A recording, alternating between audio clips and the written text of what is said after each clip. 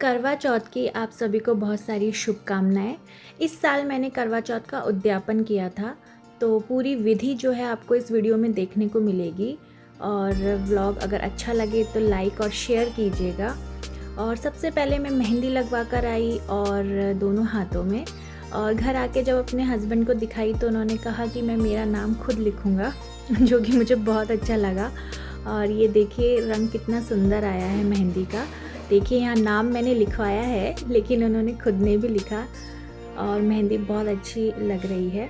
तो चलिए शुरुआत करते हैं विधि की क्या क्या करना चाहिए। करवा चौथ के उद्यापन में 14 महिलाओं को, सुहागनों को आपको खाना खिलाना होता है और सुहाग की चीज़ें देनी होती हैं, जिसमें एक जोड़ा खास होता है। वो कोई भी हो सकता है, आपके सास ससुर, जेठ जेठानी, ननद नंदोई या पंडित पंडिताइन। तो जैसे मैंने अपने सास ससुर को दिया था, तो उनके लिए रखा मैंने पैंट शर्ट का कपड़ा और उसके साथ रुमाल और गारमेंट्स, 5 कपड़े करके उसके ऊपर सब प्रेम भेंट मैंने रखी। और सासू जी के लिए 16 सिंगार का एक पैकेट बनाया, जिसमें था कांच, बिंदी, कंगा, लिपस्टिक, लिप बाम, काजल, सिंदूर, मेहंदी, गजरा, रबर बैंड, हेयर कलर, जूड़ा पिन, सेफ्टी पिन, रुमाल, नील पेंट और चूड़ा। ये 16 सिंगार है। और इसके अलावा चांदी की ज्वेलरी है, जिसके अंदर बिछुआ है और चांदी की नाक की लौंग है और कानों के टॉप्स हैं। और इसके अलावा एक साड़ी है, उसके साथ ब्लाउज़ और पेटीकोट है। और ऊपर आप एक लिफाफे में जो पैसे होते हैं वो अपनी इच्छा अनुसार जितने भी रखना चाहें रख सकते हैं। इस पूरे सामान को मैंने एक पैकेट के अंदर रख लिया। इसी तरह बाकी 13 सुहागनों के पैकेट्स भी तैयार कर लिए। इन सब के लिए मैं लेकर आई थी एक जैसी चुंदड़ी की साड़ी, जिनके नीचे सबके पेटीकोट थे मैचिंग के, और वही 16 सिंगार का पैकेट सभी पे रखा गया था। और चांदी की चीज़ों में मैंने सबके लिए दिए थे कानों के टॉप्स और चांदी की लौंग। और इसके अलावा जोड़े के लिए मैंने एक तौलिया और ऊपर इच्छा अनुसार भेंट रखी थी। इन सभी सामानों को मैंने इस तरीके के पैकेट में एक साथ रख लिया ताकि देने में आसानी रहे। अब ये देखिए, आप देखने में भी कितना अच्छा लग रहा है। अब इस तरीके के 14 करवे लेकर आई। ये करवे कैसे भी हो सकते हैं, मिट्टी के, चीनी के या स्टील के, तांबे के। और मैंने ये लोटे लिए हैं स्टील के, और जिसमें भरा है 1 मुट्ठी चावल और 1 मुट्ठी साबुत मूंग और 1 मुट्ठी बताशे। तो ये बहुत शुभ होते हैं देने के लिए। और इसके अंदर आप अपनी इच्छा अनुसार 1 रुपये, 2 रुपये, 10 रुपये, 50 रुपये, जो भी आपको डालने हो आप डाल सकते हो। और ऊपर से एक लाल कपड़ा लेकर उसको मोली से चारों तरफ से बांध के, और फिर इन्हीं सभी जो करवे हैं उनको अच्छे से कल्प के और फिर सुहागनों को दिया जाता है। ये तैयारियां पूरी हो चुकी हैं और अब चलते हैं तैयार होने के लिए। अब मैं तैयार हो चुकी हूँ। गजरा मैं खुद लगा सकती थी, लेकिन मैंने सोचा थोड़ा पतिदेव से काम करवाया जाए, तो मैंने उनसे कहा कि गजरा लगाने को। उन्होंने बहुत ही अच्छे तरीके से सेट किया और अच्छा लगता है कभी कभी वो आपके श्रृंगार करने में अगर हेल्प करते हैं तो सिंदूर लगवाया और गजरा लगवाया, और बाकी मैं खुद रेडी हो गई थी।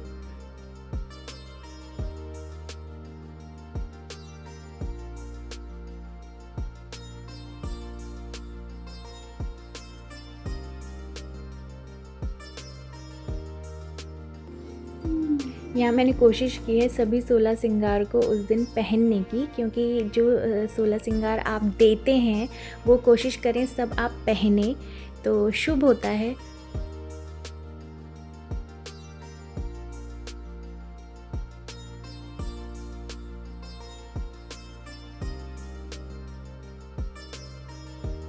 पूजा की तैयारी हो चुकी थी तब। अब यहाँ पर शाम के 4 बज रहे हैं। अब हम सब मिलकर कहानी सुनेंगे चौथ माता की, तो मैं उसकी तैयारी कर रही हूँ। कुछ लोग आ गए थे, कुछ लोग शाम को आने वाले थे, तो मैं यहाँ पर सबको कहानी सुनने के लिए तिल और जौ दे रही हूँ।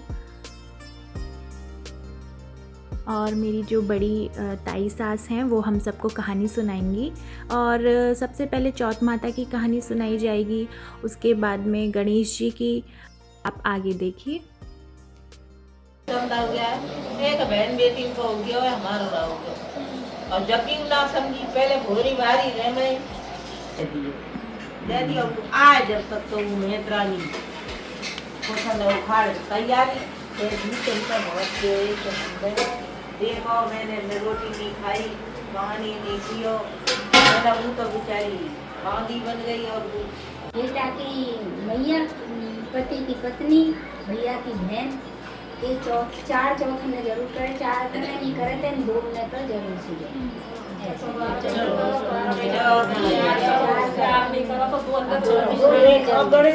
बेसराम की कहते हैं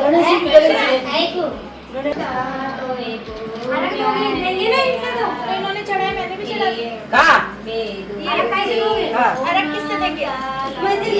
लेके इनमें डाल लिया इसी में से ठीक है।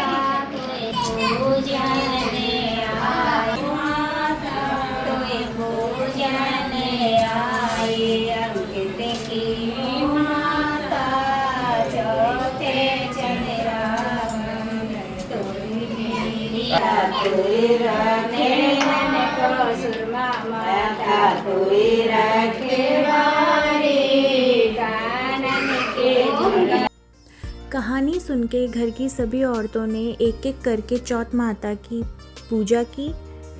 और यहाँ पर मैं बुआ जी मुझे बता रही हैं कि जो भी सारा सामान मुझे देना था उनको मुझे कल्पना था, तो पल्ले में 10 रुपये लेके, चावल लेके, थोड़ा जल लेके और 5 बार उनके ऊपर से फेरना था।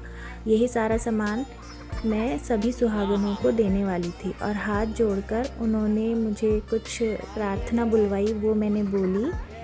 बड़े बुज़ुर्गों का साथ होना बहुत ज़रूरी होता है, इन्हीं सब चीज़ों में हमें सीखने को मिलता है।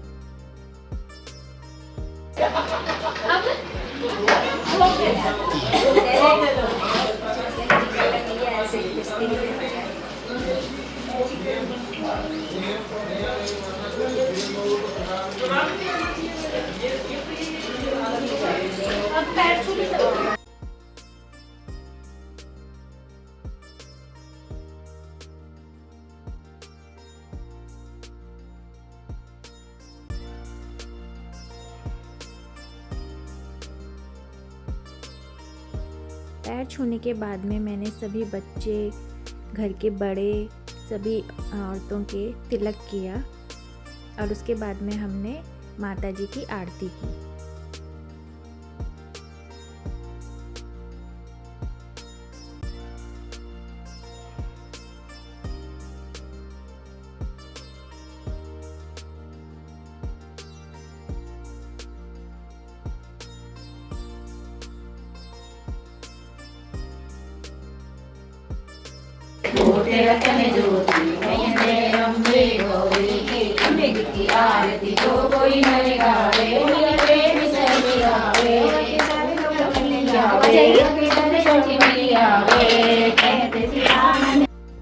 आरती करने के बाद में हमने वही जल का लोटा जिससे हमने कहानी सुनी थी, उसे हमें सूर्य देवता को अर्घ देकर दिन की पूजा का समापन किया।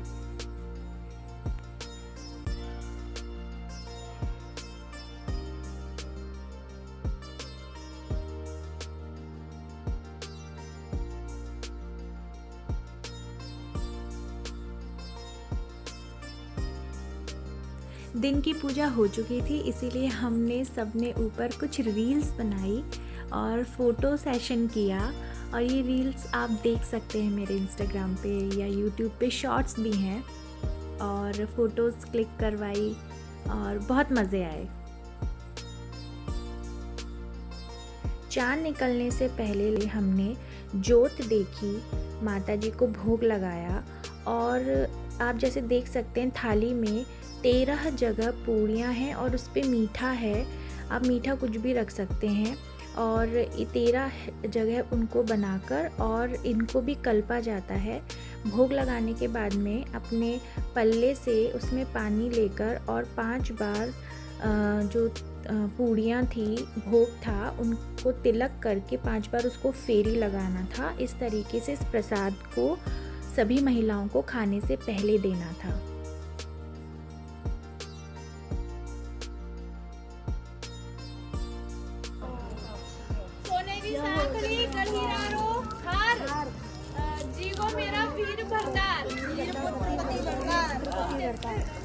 चांद निकल आया। लगभग 8:30 बजे के आसपास चांद आ गया था। फिर हम सभी ने मिलकर अर्घ दी चांद को और भोग लगाया, आरती की और इस तरीके से चंद्रमा का पूजन हुआ।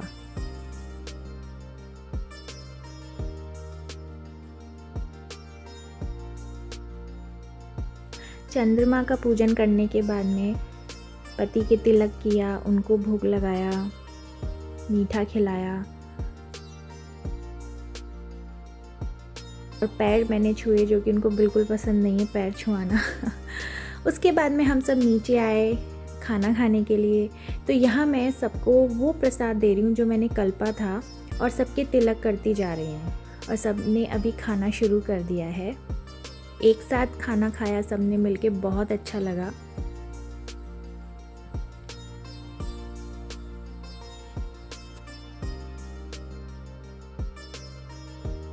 खाना खाने के बाद में सासू जी को और ससुर जी को तिलक किया और उनका आशीर्वाद लिया, सप्रेम उनको भेंट दी।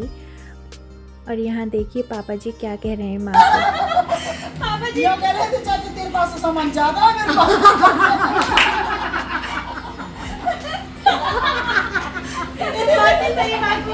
सही बात है। ऐसा करो तो ये आप पहन लो।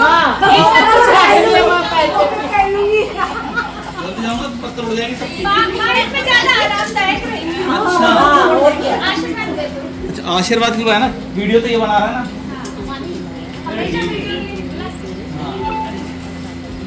ले आओ भैया, खाने आओ।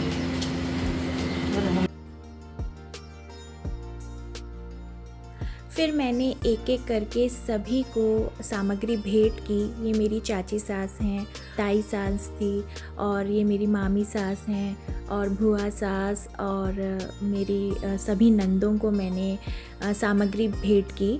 और धर्म का काम होता है और इसमें अगर आपके कुटुंब के ही लोग आते हैं तो बहुत ही अच्छा होता है, शुभ माना जाता है। और इसी तरीके से मेरा जो उद्यापन है बहुत ही अच्छी तरीके से उसका समापन हुआ और सबका आशीर्वाद लिया मैंने खूब और बहुत अच्छा लगता है, मुझे तो बहुत सुकून मिलता है। और इसी तरीके से आगे भी भगवान की दया से हम पर कृपा बनी रहे और हम इसी तरीके से शुभ मंगल कार्य करते रहें। कैसा लगा व्लॉग बताइएगा और शेयर ज़रूर कीजिएगा, लाइक ज़रूर कीजिएगा और कमेंट भी। सब्सक्राइब करना ना भूलें। Thank you.